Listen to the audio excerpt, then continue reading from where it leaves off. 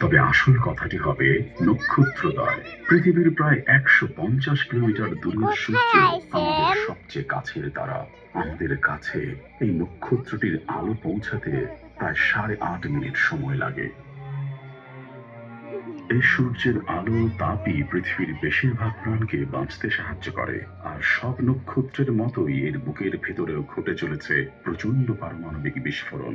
এই বিস্ফোরণে বেরিয়ে আসে বিপুল শক্তি, এর নিজের মহাকর্ষীয় টান, আর এই বিস্ফোরণের মধ্যকার ভারসাম্যই একে আকৃতি দেয়।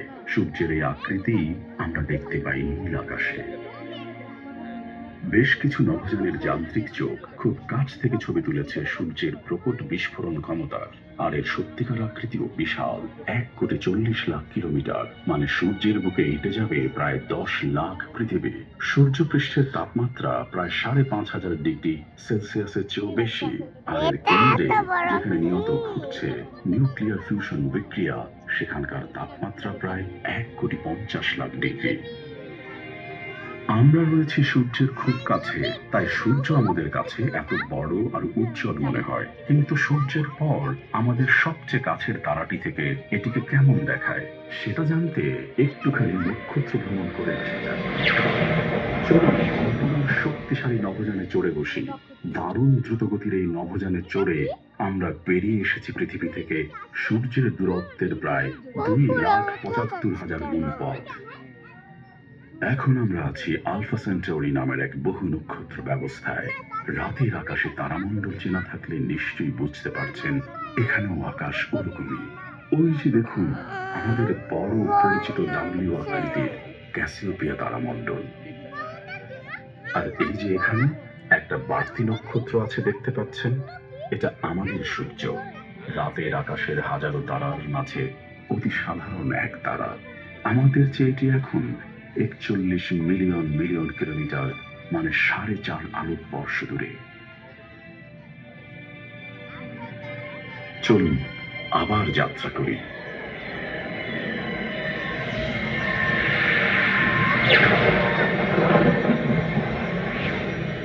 এবারে আমরা আছি পৃথিবী ও সূর্য থেকে শত সহস্র আলোকবর্ষ দূরে।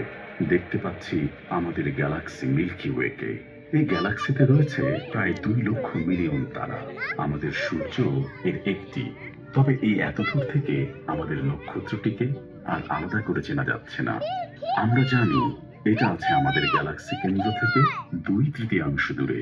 বনে যেমন পুরো গাছ, কচি গাছ, মৃত গাছ ও নতুন চারা থাকে, তেমনি একটি গ্যালাক্সিতেও থাকে সব ধরনের সব বয়সের তারা।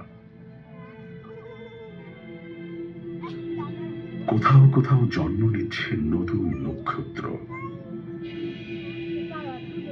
কোথাও আবার বুড়ো তারারা কাটাচ্ছে জীবনের শেষ সময় একা বা সাবন বলে। কোথাও আবার রয়ে গেছে এককালের ঐশ্বর্যময় তারাদের অবশেষ।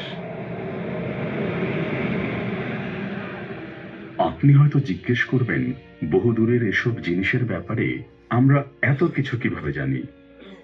সূত্র রয়েছে আমাদের চিরচেনা রংধনুতেও। বায়ুমণ্ডলের পানির ফোঁটার মধ্য দিয়ে সূর্যরশ্মি যাওয়ার সময় সৃষ্টি হয় রংধনুর। পানির ফোঁটা সাদা আলোকে ভেঙে ফেলে ৭ রঙে।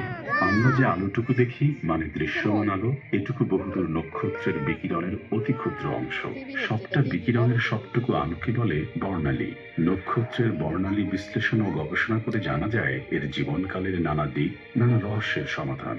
এভাবে আমরা জেনেছি তাপমাত্রা ও আকারে অনেক ভিন্ন হয় নক্ষত্রেরা। আর এই বৈশিষ্ট্যগুলো মূলত যে কোনো তারার গঠন, উপাদান, বয়স আর সবচেয়ে গুরুত্বপূর্ণ ভরের সঙ্গে সম্পর্কিত।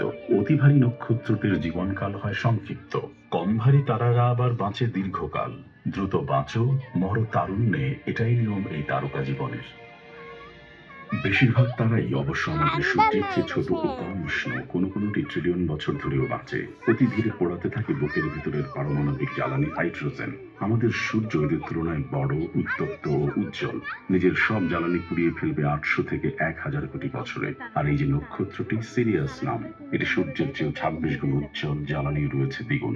অথচ এটা নিজের সব জ্বালানি শেষ করে ফেলবে মাত্র কয়েকশো মিলিয়ন বছরে। তবু সূর্যই আমাদের আকাশের সবচেয়ে উজ্জ্বল তারা।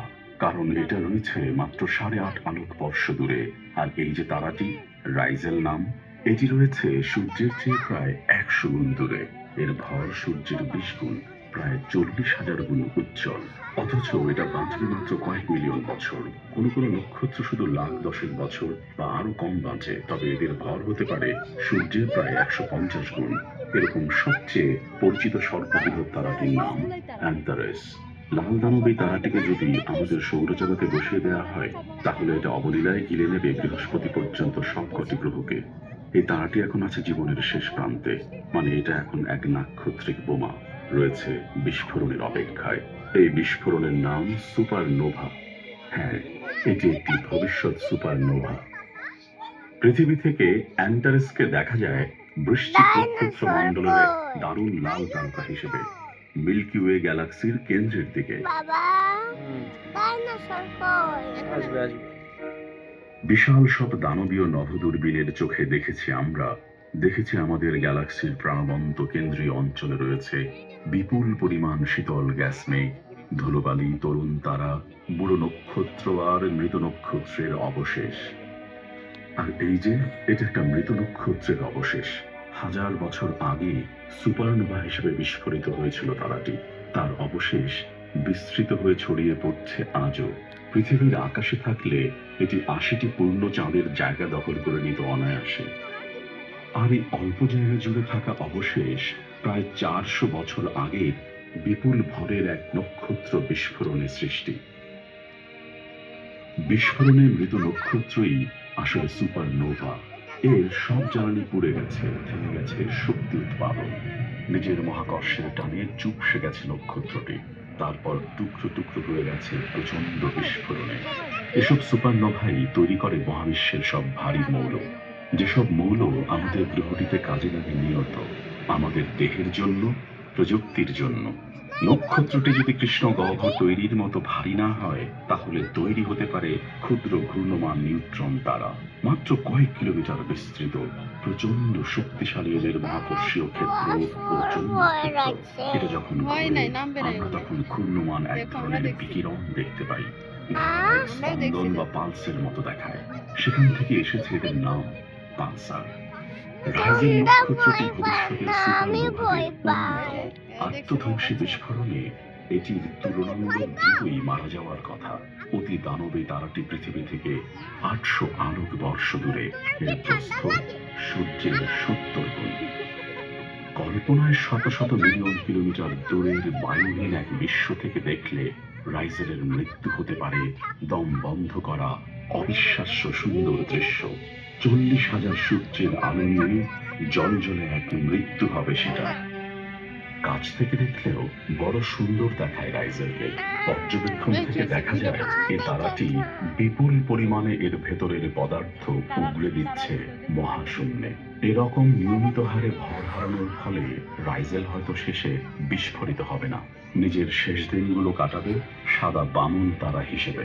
চারপাশে যার ঘিরে থাকবে বিশাল এক নীহারিকা। তাহলে এখন যতক্ষণ বেঁচে আছে, চলুন না গিয়ে তাকে দেখে আসি বিখ্যাত কালপুরুষ তারামণ্ডলে।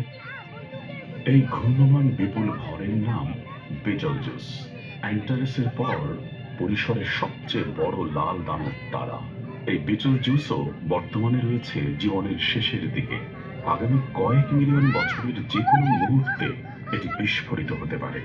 এই বিস্ফোরণ যখন হবে, বেটেলজুসকে তখন পৃথিবী থেকে দেখাবে প্রায় চাঁদের মতোই উজ্জ্বল। কালপুরুষের ঘাড়ের কাছে রাইজেলের বিপরীতেই আছে বেটেলজুস।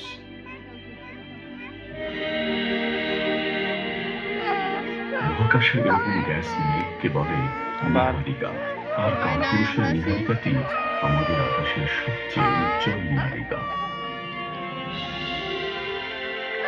মাত্র কয়েক লাখ বছর বয়সী শত শত তরুণ নক্ষত্রের আবাস এটি।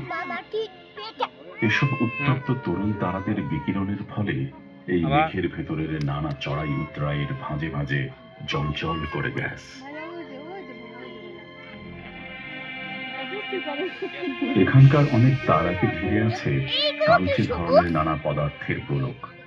এগুলো সম্ভবত কোনো সত্যজাত গ্রহ ব্যবস্থা গড়ে উঠছে এখনো।